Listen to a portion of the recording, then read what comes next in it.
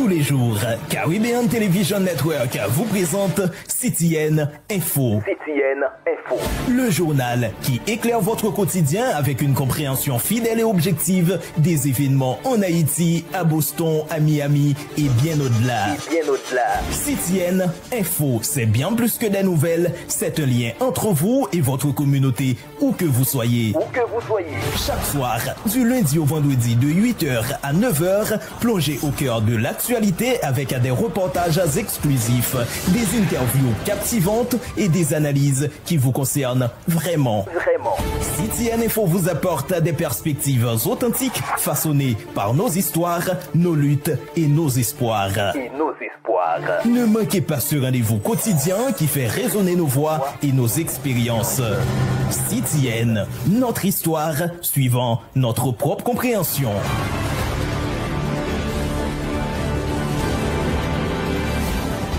Bonsoir à tous et à toutes. Nous sommes le mardi 29 avril 2025. Voici CTN Info, votre journal qui est entré chez vous. Il s'agit de notre deuxième sortie pour cette semaine. Ce journal est diffusé sur toutes les plateformes de CTN, sur les réseaux sociaux, mais également sur Roku, Amazon Fire TV, Apple TV, ainsi que le réseau de la Natcom via l'application TV Power développée par l'ingénieur Yvon Auguste. Très rapidement, voici les principaux points qui dominent l'actualité de ce mardi. La récente décision des autorités dominicaines d'expulser des femmes haïtiennes enceintes ou jeunes mères provoque un tollé parmi les organisations de défense des droits humains. Des groupes locaux et internationaux qualifient cette mesure de discriminatoire, raciste, inhumaine et contraire aux conventions internationales sur les droits des femmes et des immigrants.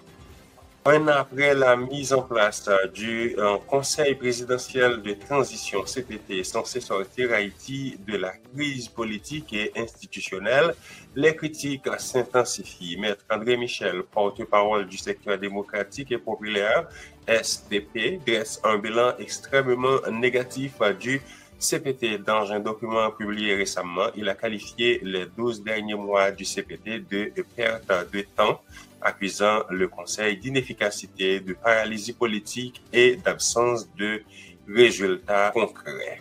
Le Canada vient d'élire un nouveau chef de gouvernement pour un mandat complet. Selon les projections de CBS News et CTV News, Mark Carney, ancien gouverneur de la Banque du Canada et de la Banque d'Angleterre, devient le nouveau Premier ministre du Canada. L'arrivée de Mark Carney au pouvoir pour un mandat complet marque un virage vers une politique économique plus technocratique et centrée sur les réformes structurelles. Carney, apprécié dans les milieux financiers pour son expertise, devra maintenant répondre aux attentes d'un électorat divisé tout en consolidant. À Boston, le dossier judiciaire impliquant Luckenson King Pablo continue de retenir l'attention. Le prévenu était de nouveau devant le tribunal ce mardi dans le cadre du meurtre de son épouse Melissa Janvier Pablo le 6 décembre 2024 à Chelsea, un quartier de la banlieue est de Boston. Et puis en sport, LeBron James impuissant face à la remontée des Timberwolves. Les Los Angeles Lakers sont à une défaite de l'élimination dans les playoffs de 2025. Dimanche soir, ils se sont inclinés en 116-113 face aux Timberwolves du Minnesota, malgré une avance de 12 points en fin de troisième quart-temps. Ces titres et bien d'autres seront développés dans quelques instants. Restez branchés, CTN. Tous les jours, Caribbean Television Network vous présente CTN Info. Le journal qui éclaire votre quotidien avec une compréhension fidèle et objective des événements en Haïti, à Boston, à Miami et bien au-delà. CTN Info, c'est bien plus que des nouvelles, c'est un lien entre vous et votre communauté, où que vous soyez. Chaque soir, du lundi au vendredi de 8h à 9h, plongez au cœur de l'actualité avec des reportages exclusifs, des interviews captivantes et des analyses qui vous concernent vraiment. CTN Info vous apporte des perspectives authentiques façonnées par nos histoires, nos luttes et nos espoirs. Ne manquez pas ce rendez-vous quotidien qui fait résonner nos voix et nos expériences. CTN, notre histoire suivant notre propre compréhension.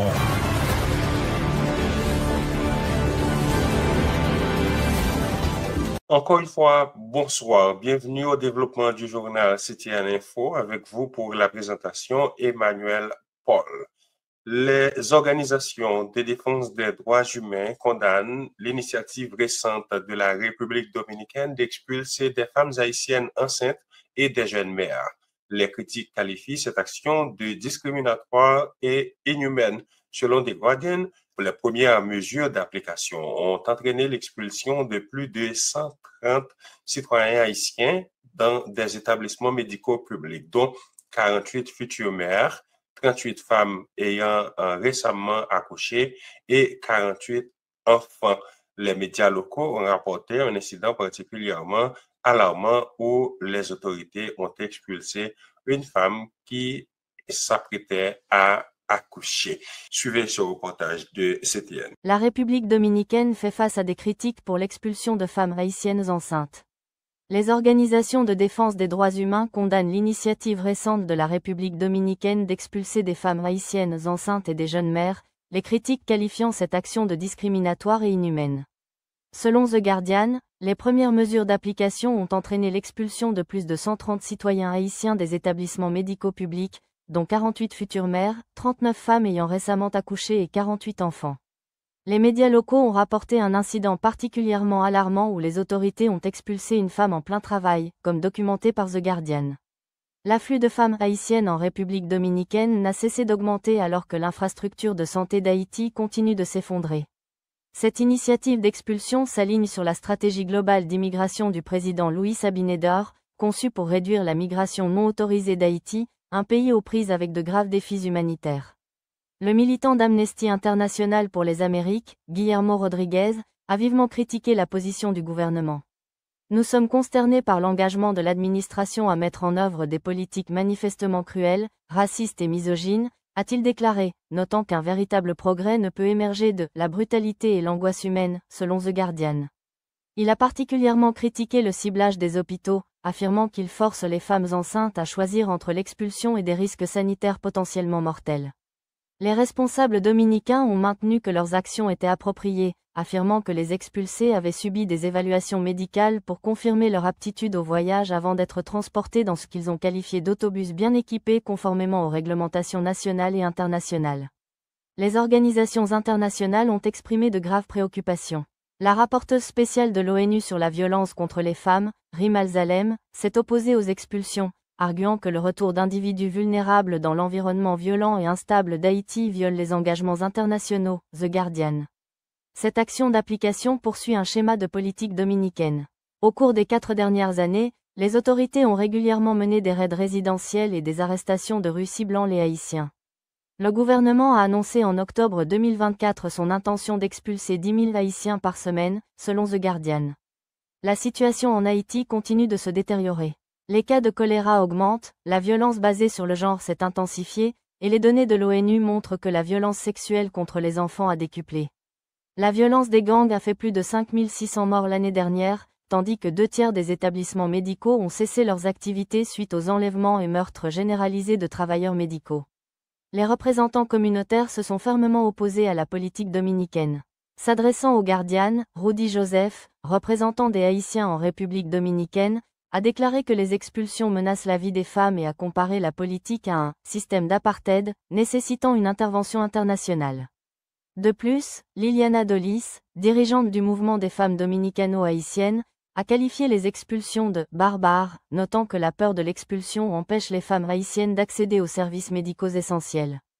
Cela représente une position anti-femme, anti-féministe, a-t-elle déclaré, caractérisant la situation comme un exemple clair de violence obstétricale et de genre, The Guardian. Plus de 51 000 personnes ont été déplacées et 76 autres tuées dans le département du Centre en Haïti à la suite d'une vague de violence survenue entre le 30 mars et le 15 avril dernier.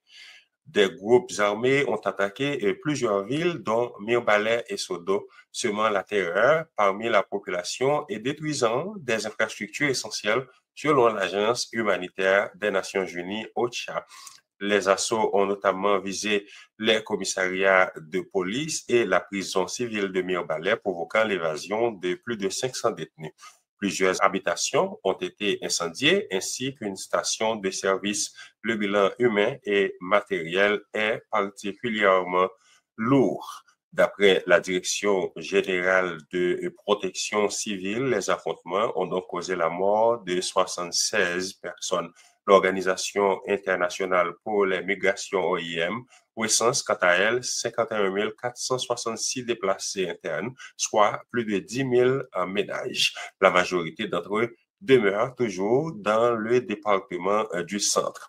Les déplacés se concentrent essentiellement à Boukakaré, 24%, Hinch, 21%, Las Caobas, 17% et Savanette, 11%, tandis que 76% d'entre eux sont hébergés par des proches. Près de 13 000 personnes vivent dans des sites improvisés, dont 22 à Boukakaré, où plus de 6 000 personnes sont installées dans des conditions extrêmement précaires. Les autorités locales font état de signes alarmants de stress post-traumatique, en particulier chez les enfants, les femmes enceintes et les personnes en situation de handicap. À Mirbalais et Sodo, toutes les écoles sont fermées depuis les attaques. Par ailleurs, une trentaine d'établissements scolaires situés dans les communes avoisinantes ont été transformés en abris temporaires. Les services publics, en particulier les structures de santé, fonctionnent au ralenti, aggravant ainsi la vulnérabilité de la population. Un an après l'installation du Conseil présidentiel de transition, Maître André Michel, porte-parole du secteur démocratique et populaire SDP, et signataire de l'accord du 21 décembre 2022, dresse un bilan sévère et alarmant de l'action de cette structure politique censée sortir Haïti de la crise. Dans un document rendu public la semaine dernière, l'ancien allié du pouvoir transitoire n'hésite pas à qualifier cette structure, donc le Conseil présidentiel de transition, de 12 mois de rien. Selon Maître André Michel, la période écoulée est marquée par l'aggravation de tous les indicateurs sociaux, sécuritaires et économiques, sans avancée notable vers la reconstruction institutionnelle ni vers l'organisation d'élections démocratiques tant importantes pour le pays. Échec du Conseil présidentiel, M. André Michel appelle à une nouvelle concertation. Un an après l'installation du Conseil présidentiel de transition, CPT, M. André Michel, porte-parole du secteur démocratique et populaire, SDP, et signataire de l'accord du 21 décembre 2022, dresse un bilan sévère de l'action de cette structure politique censée sortir Haïti de la crise. Dans un document rendu public, l'ancien allié du pouvoir transitoire n'hésite pas à qualifier cette année de gouvernance partagée de « 12 mois pour rien ». Selon M. Michel, la période écoulée est marquée par l'aggravation de tous les indicateurs sociaux, sécuritaires et économiques, sans avancée notable vers la reconstruction institutionnelle ni vers l'organisation d'élections démocratiques. Le passage du CPT restera l'un des épisodes les plus sombres de l'histoire de la République, écrit-il, accusant l'organe de transition d'inaction face à la crise multiforme qui secoue le pays. Parmi les points les plus préoccupants soulignés par M. André Michel figure la détérioration continue de la situation sécuritaire. Il évoque l'expansion des gangs armés dans des zones jusque-là épargnées, la multiplication des actes de violence, ainsi que l'incendie ou le pillage d'infrastructures vitales telles que des hôpitaux, des écoles, des entreprises et des entrepôts. Cette insécurité généralisée a provoqué une vague massive de déplacements internes, laissant des dizaines de milliers de citoyens sans abri, sans accès aux soins ou à l'éducation. Nous assistons à un effondrement de l'État dans plusieurs régions. Pendant ce temps, aucune stratégie claire n'a été mise en œuvre par le Conseil présidentiel pour reprendre le contrôle du territoire ou soulager les victimes, déplore-t-il.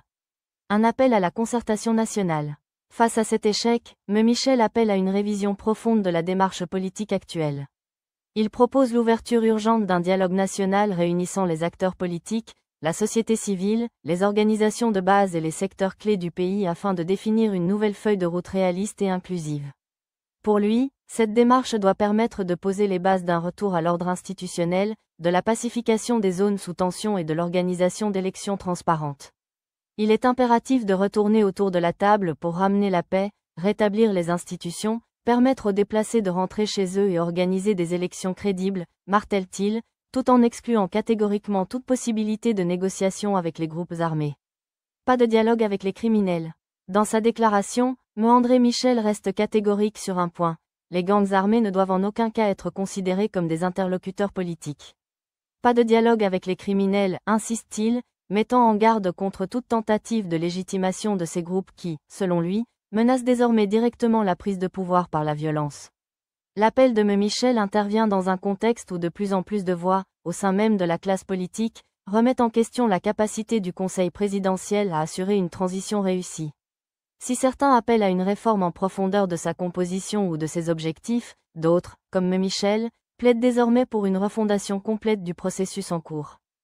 Autre nouvelle, le Canada vient d'élire Mark Carney comme nouveau Premier ministre pour un mandat complet, selon les projections de CBS News et CTV News hier lundi. Ce choix marque un tournant décisif offrant au Parti libéral un 5e mandat consécutif, un exploit rare dans l'histoire politique du Canada, tout en repoussant la poussée conservatrice menée par Pierre Poilievre, ancien gouverneur de 2 banques centrales du G7 et l'ex-dirigeant de Brookfield Asset Management ainsi que Bloomberg. Mark Carney avait recentré les libéraux après la démission de Justin Trudeau.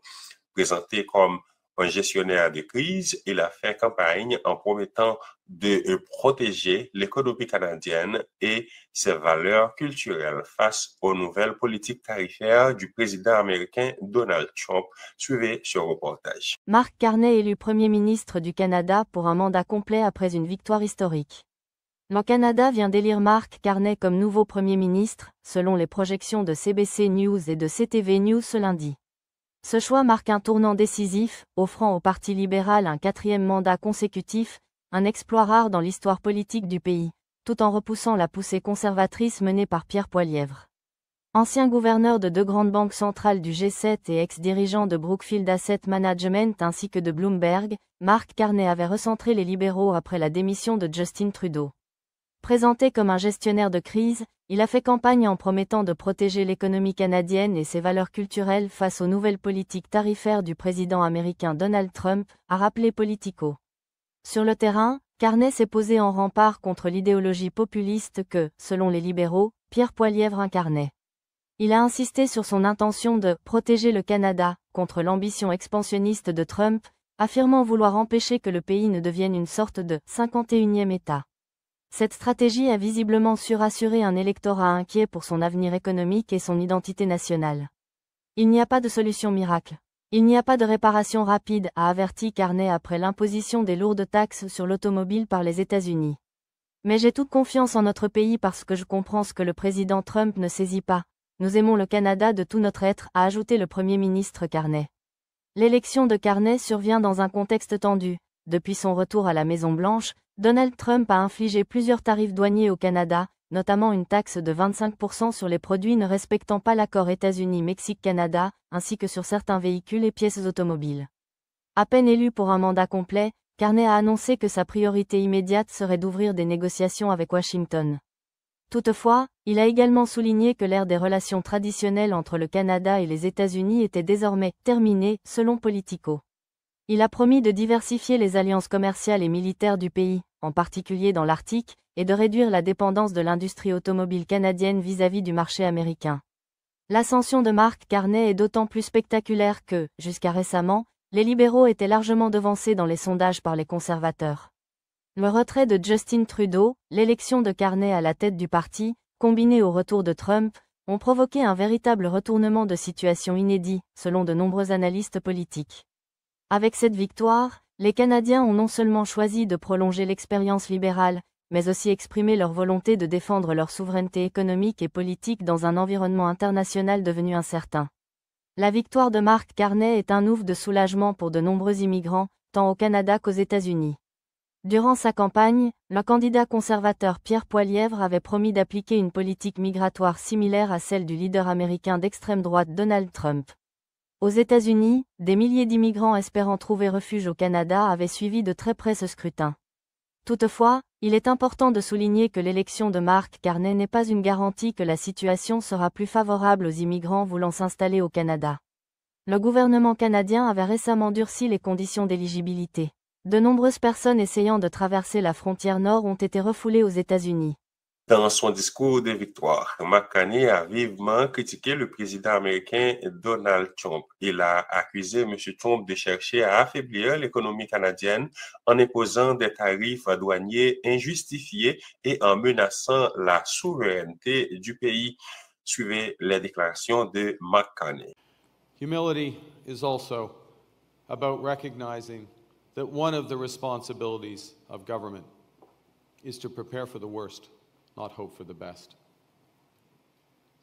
As I've been warning for months, America wants our land, our resources, our water, our country. Never. But these are not idle threats. President Trump is trying to break us so that America can own us. That will never ever happen. But we also must recognize the reality that our world has fundamentally changed. United, we have created universal public health care. And now, in the face of this crisis, united, we are buying Canadian. We are exploring everything this country has to offer. We are supporting our friends and neighbors in the crosshairs of President Trump through a crisis that we did not create. United, we will win this trade war and build the strongest economy in the G7, an economy that works for everyone.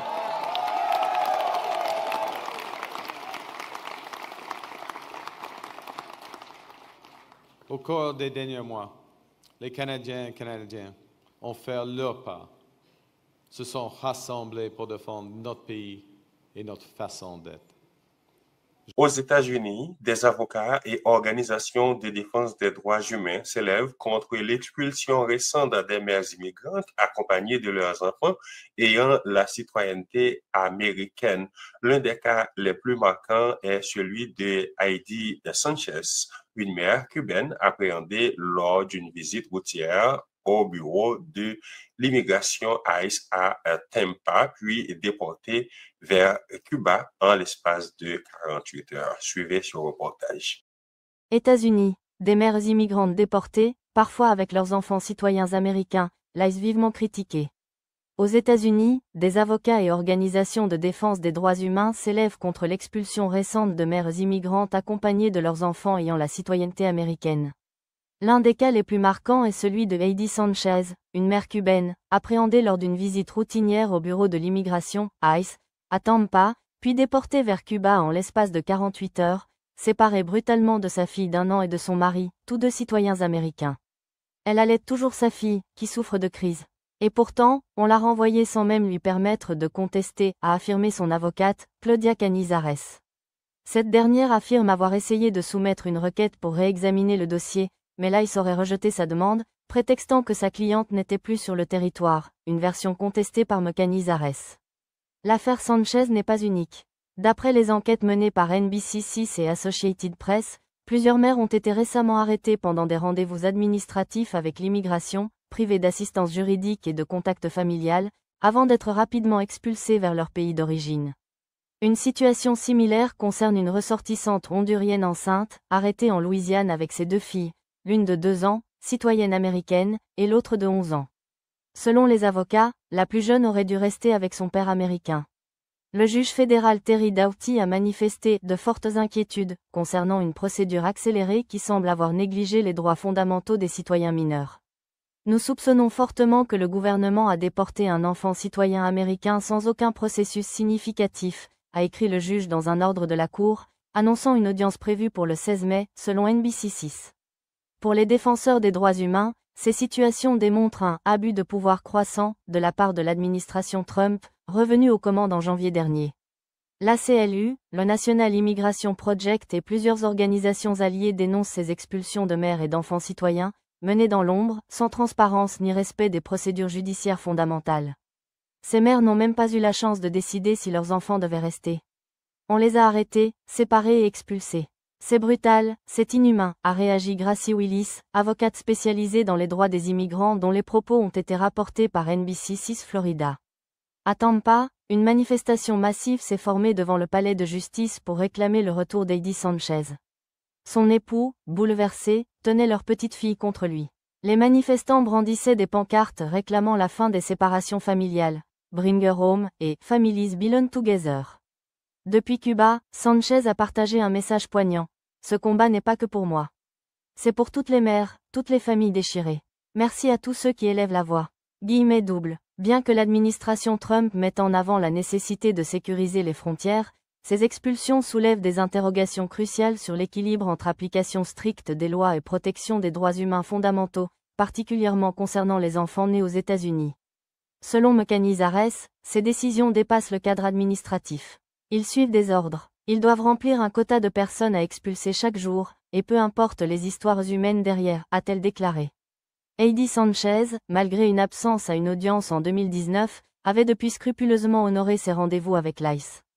Mais pour les autorités, cela semble désormais insuffisant. Les parlementaires de l'État du Massachusetts s'élèvent fermement contre la stratégie migratoire de l'administration Trump. Plus de 100 jours depuis l'installation de Donald Trump à la présidence américaine, les sénateurs démocrates du Massachusetts ont manifesté leur profonde préoccupation face aux implications de sa politique, particulièrement concernant l'immigration. Au cours d'une réunion informelle lundi au Capitole de l'État du Massachusetts, 14 sénateurs démocrates se sont exprimés durant plus de 2 heures pour critiquer les nouvelles politiques de détention et d'expulsion des immigrants, touchant même des résidents en situation régulière aux États-Unis. Suivez ce reportage. Les parlementaires du Massachusetts s'élèvent fermement contre la stratégie migratoire de Trump. Plus de 100 jours depuis l'installation de Donald Trump à la présidence américaine, les sénateurs démocrates du Massachusetts ont manifesté leur profonde préoccupation face aux implications de sa politique, particulièrement concernant l'immigration. Au cours d'une réunion informelle lundi au Capitole de l'État, 14 sénateurs démocrates se sont exprimés durant plus de 2 heures pour critiquer les nouvelles politiques de détention et d'expulsion des migrants, touchant même des résidents en situation régulière aux États-Unis. La dirigeante du Sénat, Karen Spilka, qui participe rarement à ces sessions sans agenda précis, a prononcé un discours émouvant de 20 minutes, sonnant l'alarme. Notre pays devient méconnaissable, a-t-elle souligné. Établissant un parallèle avec l'Europe des années 1930, elle a rappelé son histoire familiale, marquée par l'Holocauste et l'oppression politique, a rapporté WBUR. En tant que descendante d'un immigrant ayant fui l'oppression, et fille d'un combattant traumatisé par les atrocités des camps nazis, je ressens viscéralement le péril de notre situation actuelle, a-t-elle déclaré.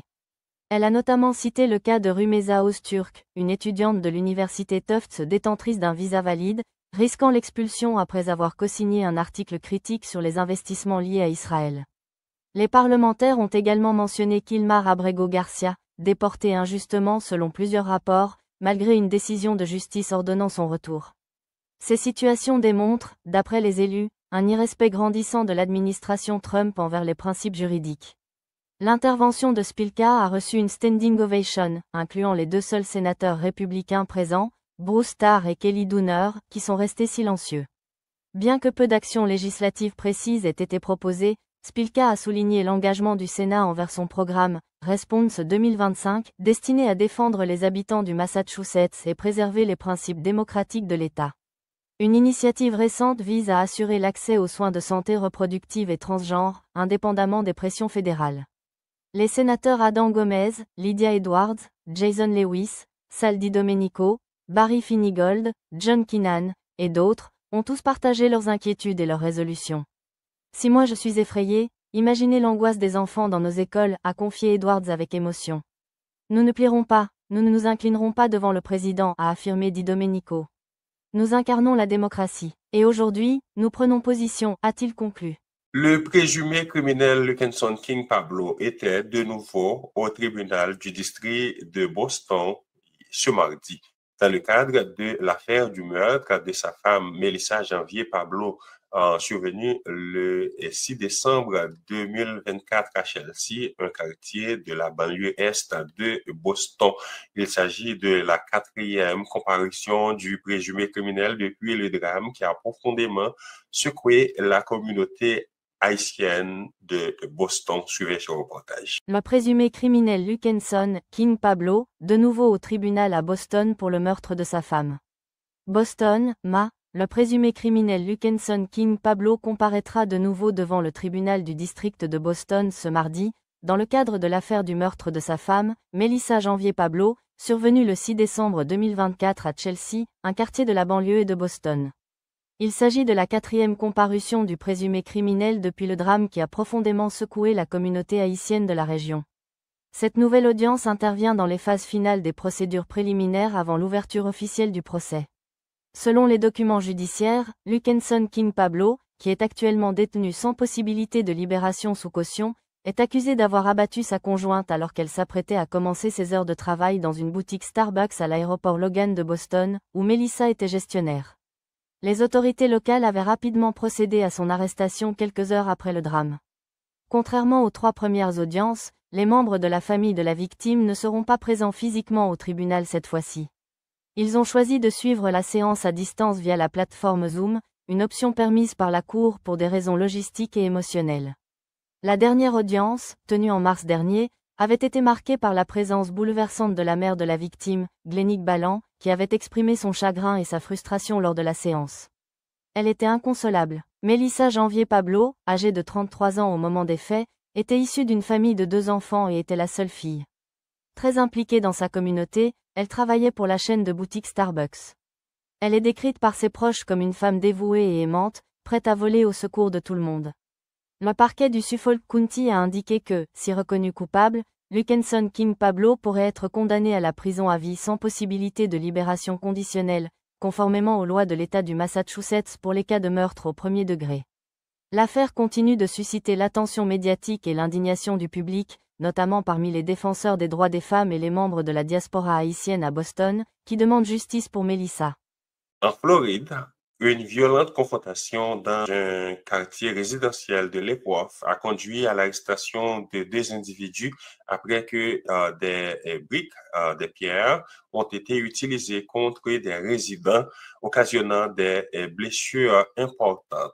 L'une des personnes mises en cause est actuellement détenue en raison de son statut d'immigrant en situation irrégulière. Reportage CTN. Violente altercation à Lake Worth, un suspect détenu pour son statut migratoire. Lake Worth, Floride, une violente confrontation dans un secteur résidentiel de Lake Worth a conduit à l'arrestation de 2 individus, après que des projectiles en briques ont été utilisés contre des résidents, occasionnant des blessures importantes. L'un des mis en cause est actuellement détenu en raison de son statut d'immigrant illégal. D'après les rapports du Palm Beach County Sheriff's Office, PBSO, transmis à CBS 12 News, les 2 personnes impliquées sont Oscar Pedro Francisco, âgé de 30 ans, et Luis Mendez Felipe, âgé de 21 ans. Les faits se sont déroulés samedi aux environs de 23h45 sur Conrad Circle.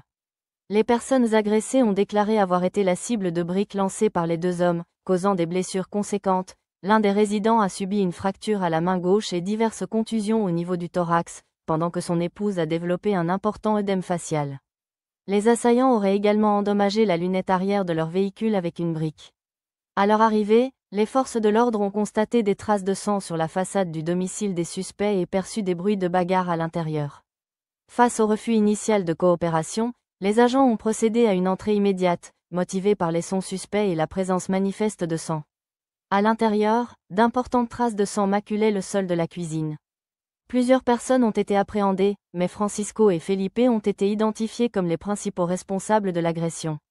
Luis Mendez Felipe est accusé de vandalisme criminel pour des dégâts estimés entre 200 et 1000 $. Oscar Pedro Francisco fait face à 2 chefs d'inculpation pour agression aggravée avec une arme dangereuse. L'affaire se complexifie avec la situation administrative de Francisco. Les documents juridiques examinés après son interpellation confirment son séjour irrégulier sur le territoire américain. Une notification de détention a été émise, le maintenant en garde à vue pour des motifs liés à son statut migratoire.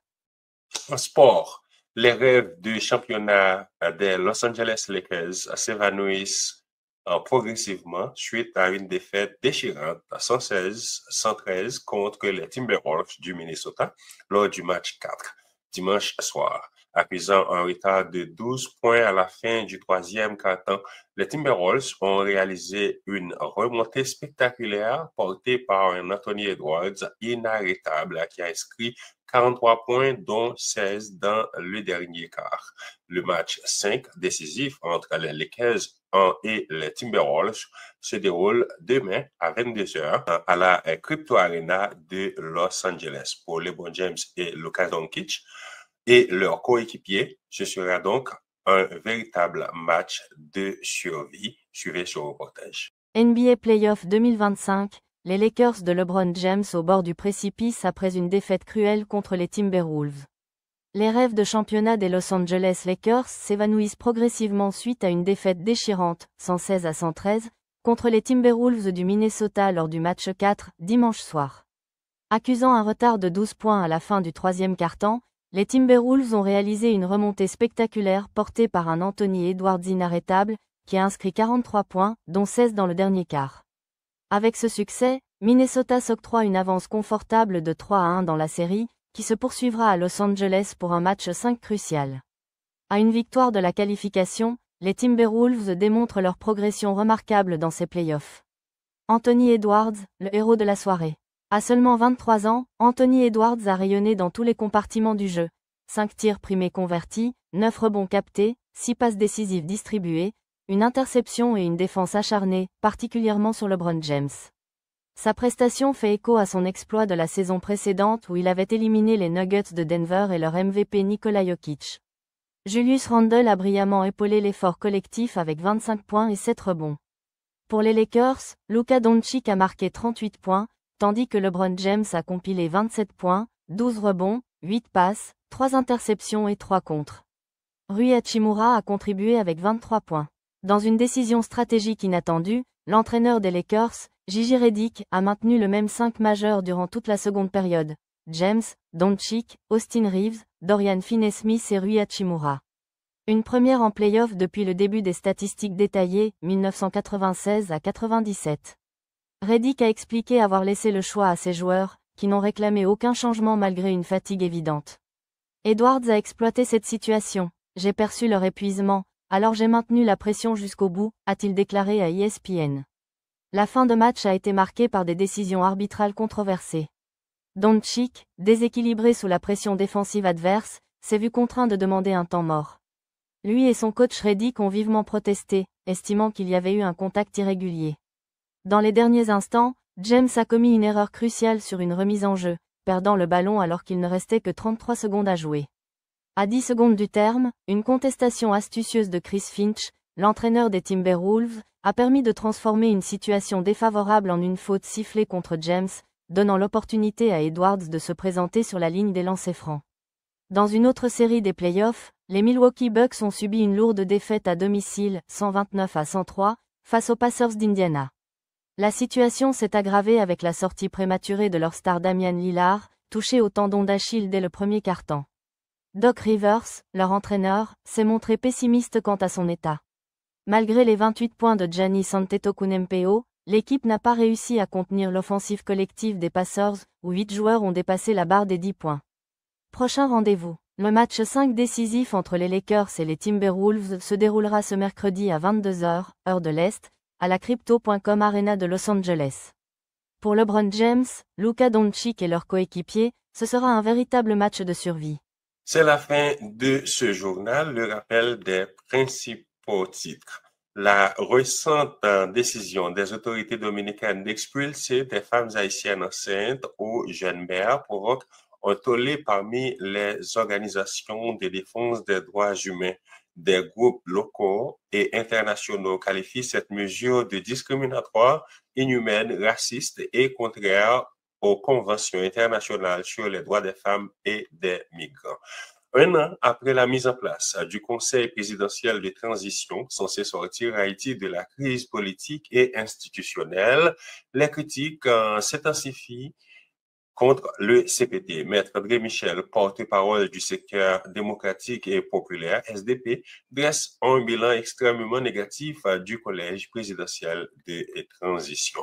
Le Canada vient d'élire un nouveau chef du gouvernement pour un mandat complet. Selon les projections de CBS News et CTV News, Mark Carney, ancien gouverneur de la Banque du Canada et de la Banque d'Angleterre, devient le premier ministre canadien.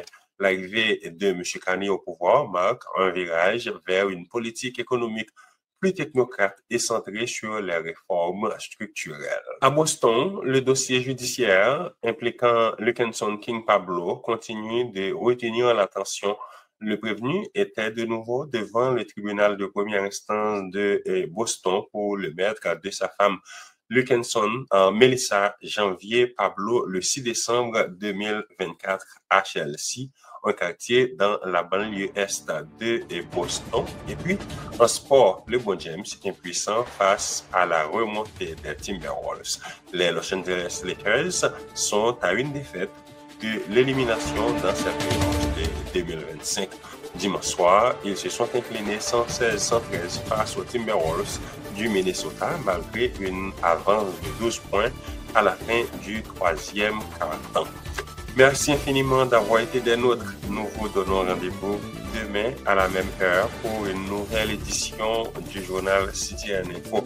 D'ici là, n'hésitez pas à vous abonner à toutes les plateformes de CTN sur Facebook, YouTube, Twitter, Instagram, TikTok et bien d'autres. Vos conseils et suggestions sont toujours les bienvenus. Vous pouvez nous contacter sur WhatsApp sur 857 302 4010. Bonne semaine à tous et à toutes. C'était avec vous, Emmanuel Paul. Bonsoir. Tous les jours, Caribbean Television Network vous présente CTN Info. CTN Info. Le journal qui éclaire votre quotidien avec une compréhension fidèle et objective des événements en Haïti, à Boston, à Miami et bien au-delà. CTN Info, c'est bien plus que des nouvelles, c'est un lien entre vous et votre communauté, où que vous soyez. Chaque soir, du lundi au vendredi de 8h à 9h, plongez au cœur de l'actualité avec des reportages exclusifs, des interviews captivantes et des analyses qui vous concernent vraiment. CTN Info vous apporte des perspectives authentiques façonnées par nos histoires, nos luttes et nos espoirs. Ne manquez pas ce rendez-vous quotidien qui fait résonner nos voix et nos expériences. CTN, notre histoire, suivant notre propre compréhension.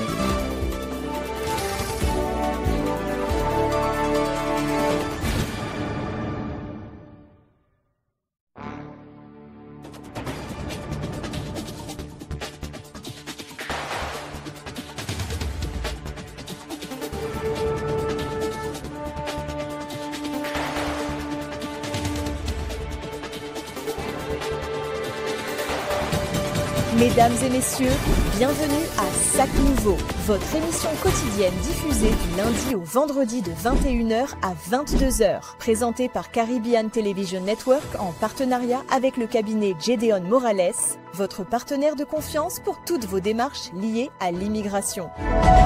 Sac Nouveau est dédié à l'information et à l'accompagnement des immigrants haïtiens sur les questions migratoires aux États-Unis et à l'international. Notre objectif est de vous fournir des analyses claires, des conseils pratiques et des ressources essentielles pour faciliter votre intégration et protéger vos droits. Restez connectés à CTN pour des informations fiables et actualisées. N'hésitez pas à nous contacter pour toute question ou préoccupation concernant votre parcours migratoire. Ensemble, construisons un avenir meilleur. Tous les dimanches soirs à 8h, ne manquez pas l'émission Opinion. En direct sur vos plateformes préférées, retrouvez chaque semaine 4 grandes voix du journalisme. Marc-André Jean de Clarity Times, Enoch Arisma de Référence FM, Emmanuel Paul de Caribbean Television Network et Jean Weekends Méronnet de Telegram 360. Ils passeront en revue les événements marquants de la semaine, avec des analyses pointues et des débats passionnés qui vous feront revivre les moments forts de l'actualité. Soyez au rendez-vous tous les dimanches soirs à 8h sur Facebook, YouTube, TikTok et X. L'actualité comme vous ne l'avez jamais entendue. Une production hebdomadaire à ne pas manquer. Vous voulez toujours été informé sur ce qui a passé en Haïti tant qu'à l'étranger? Un seul rendez-vous. Zoom Haïti News à Caribbean Television Network.